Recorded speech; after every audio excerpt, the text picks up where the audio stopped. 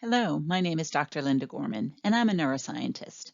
Neuroscience is a really big word, but a neuroscientist is just a person who knows a lot about the brain. I'm here today to talk to you about how you can make your brain healthy, and it's really easy and anyone can do it. I like talking about brain health. In fact, I love it because it's spectacular, and spectacular means great. When your brain is spectacular, you're a happy and healthy person. This is a story about social health, which is the S in spectacular. Social health means you're keeping your brain healthy by being social. And being social means you love yourself and you're nice to yourself. It means that you like and are nice to other people. And when you're nice to yourself and others, that makes your brain healthy. So let's see how we can make our brain healthy. Humans, like a lot of other animals, are social animals. If animals are social, that means that at different times in their lives and for different reasons, these animals need help from other animals like them to survive in the world. This story, Lean on Me, will describe how understanding how and why we need a support system will help to keep our brain healthy. In the wild, there's many examples of social behaviors that help to keep animals alive. Many animals work together to get things that they need to survive, like food. Female lions, they hunt together to get food for the lions that they live with. Bees have worker bees that are in charge of the food collection for the colony. So animals help each other to get things that they need, and this helps them to survive. When humans are born, they're born immature. Babies can't walk, talk, use their hands to get the things that they need. Babies need to be fed, they need shelter, they need to be protected because they can't do any of this by themselves. So from the day that we're born, we need other people to survive. Now, while you may be thinking that being immature is a bad thing, it actually means that when we're born immature, our brains have the ability to learn more about the world around us. This actually gives us an advantage over other animals in our ability to think. But being immature means that in order to survive, we need to be social. We need other people to help us survive.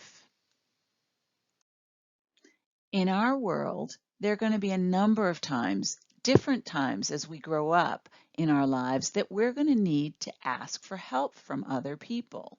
Now, being able to ask for help, while you may think that this makes us weaker, it actually makes us a stronger person, and it definitely makes our brain stronger and healthier. That's why the people that we have in our lives that we can ask for help, they're called our support system. They're people that we can ask for help and they will help us. And there's going to be lots of people that help us. Just think of a support system like when you're building a house, you've got the frame of the house that is going to support the house so that you can live in your house. Well, you to be able to survive in this world, you need people around that will help you no matter what you're doing, whether you're doing homework, whether you're doing chores, whether you're playing, whether you're cleaning up. You need people to support you, and that's what your support system does. Now, when you don't have people around that are going to help you, your brain gets a little stressed because you feel like you're all alone. Having a support system means we don't have to do everything by ourselves. And that means that the stress that we have can go away. And just having those people around and knowing that we have a support system, that's going to make your brain healthy. Now, the people that make up your support system, the people that you can ask for help, can be made of lots of people or just a few people. Support system can be made up people in your family, your friends, your caregivers, your teachers, your doctors, your counselors, your coaches. lots of different people in our community and the people around us can help us when we need help. And when these people help us, they become part of our support system. But remember, your support system changes as you get older. When we were babies, we definitely needed a support system to survive. And it was mainly made up of grown-ups who were either in our family or who were friends of our family. And these people made sure that we ate, that we slept, that we were clean. We couldn't do anything by ourselves. We couldn't even talk by ourselves. So the people in our support system had to know us so that when we cried, they would know whether we were crying because we were hungry or we were tired or if we had a dirty diaper. So the people in our support system, they have to know us. Now, as we got older and we could walk and we could talk and we learned how to do things, we could take care of our basic survival needs. We could feed ourselves, we could clean ourselves, we could take ourselves to bed, we could go to the bathroom ourselves, but we still needed a support system, family members or caregivers, because we couldn't go to the grocery store by ourselves and get the food. We couldn't buy our own clothes, and we needed to have a house to live in. So we still needed, even though we could do a lot more things by ourselves to help ourselves to survive, we still needed people to help us.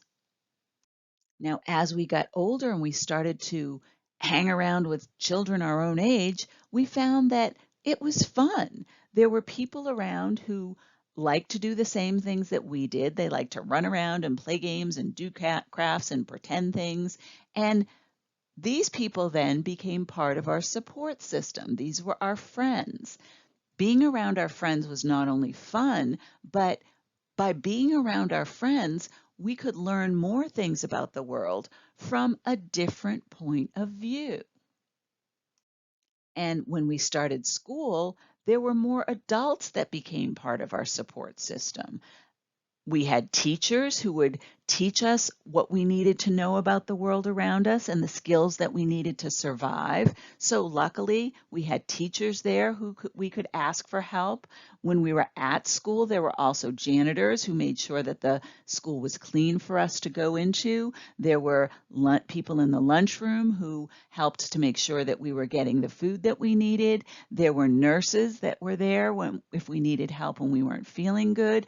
And there were coaches who could help us to learn how we could move our bodies and do different sports. So all of these adults were there to help us if we needed help, which is why they could also become part of our support system.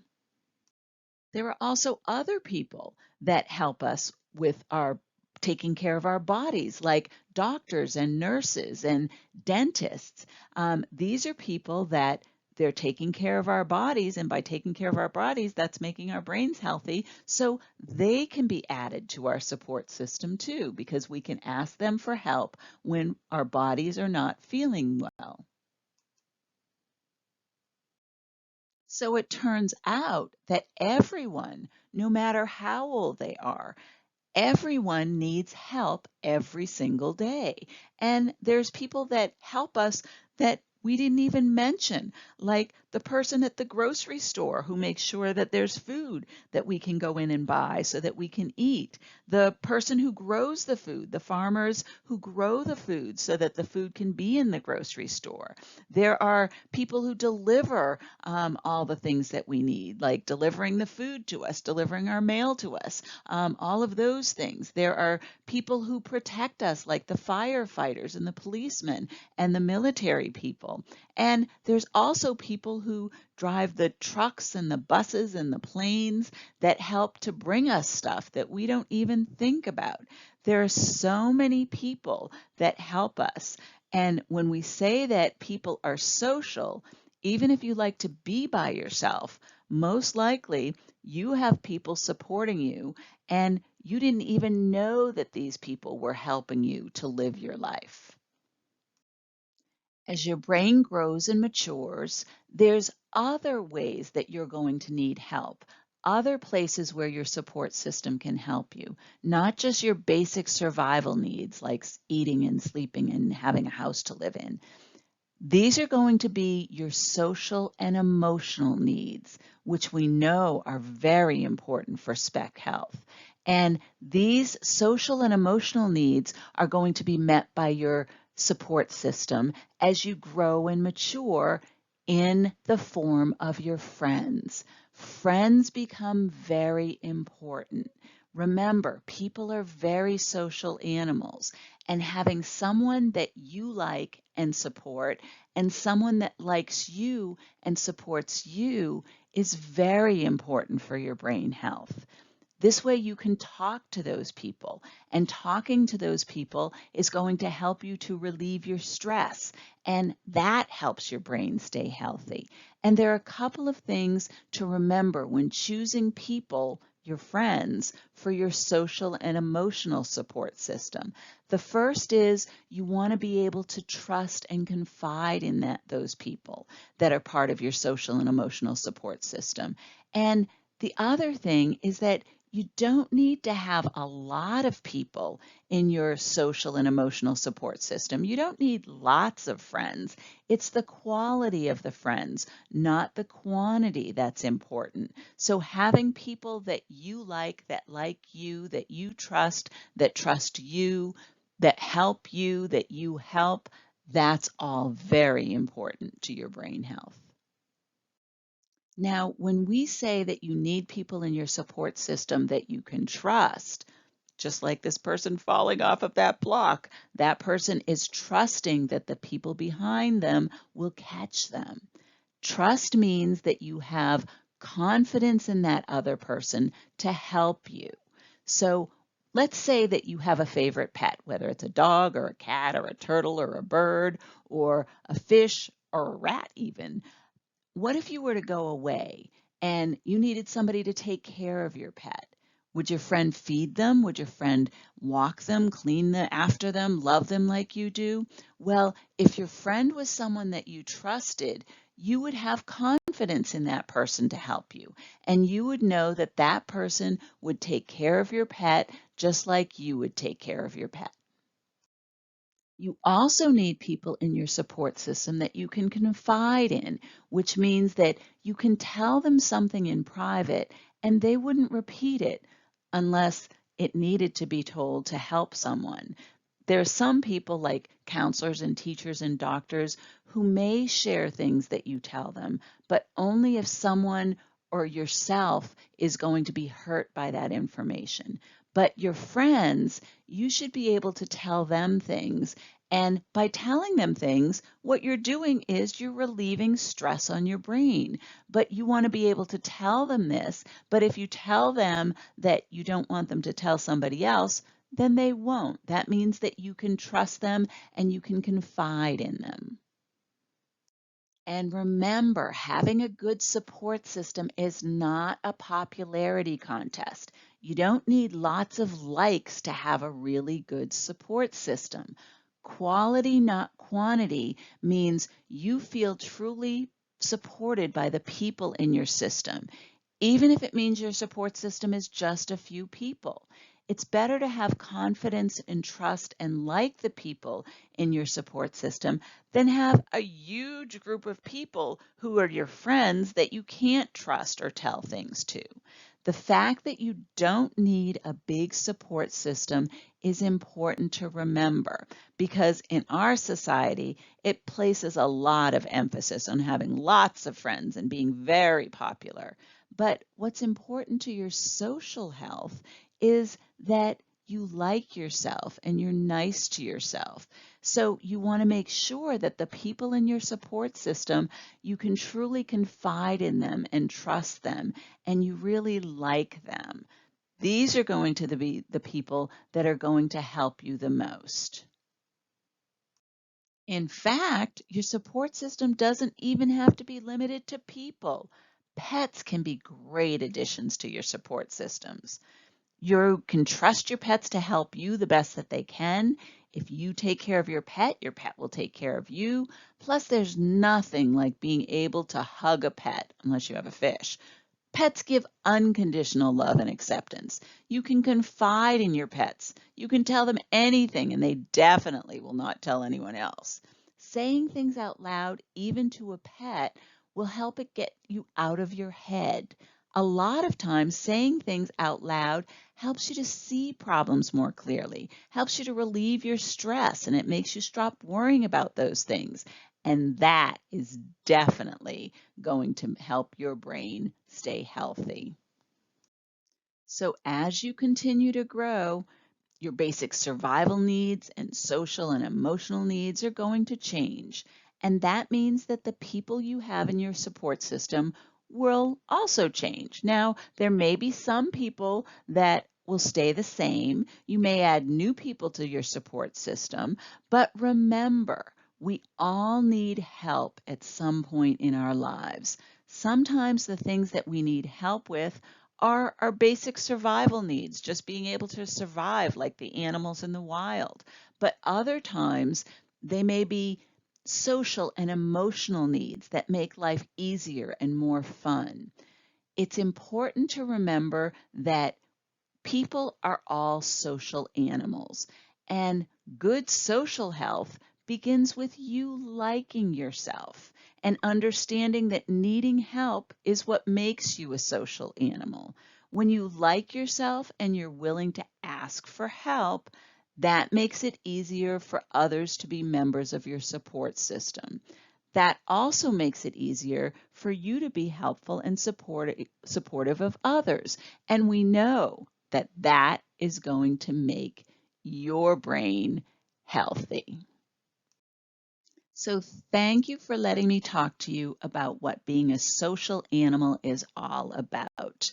And leaning on me means that you need to have a support system so that you can ask for help, and you need to be a good person to be in a support system for others so that others can ask you for help. I've enjoyed spending time talking to you about your brain, and I hope you've had some fun and you've learned something about your brain. Remember, when asking for help, you need to make sure that you have a support system that's made up of people that you can trust and confide in. And they will help you with not only your survival needs, but your social and emotional needs. And that will make you happier with yourself, and that will make your brain healthier. And we all know that a healthy brain is spectacular, and it's also a lot of fun. So thank you all so much for your help. And we'd like to thank the people at Johns Hopkins University, especially Dr. Ron Daniels, for helping us to help you understand that asking for help and having people that can help you, a good support system, is going to be so important to make your brain happy and healthy.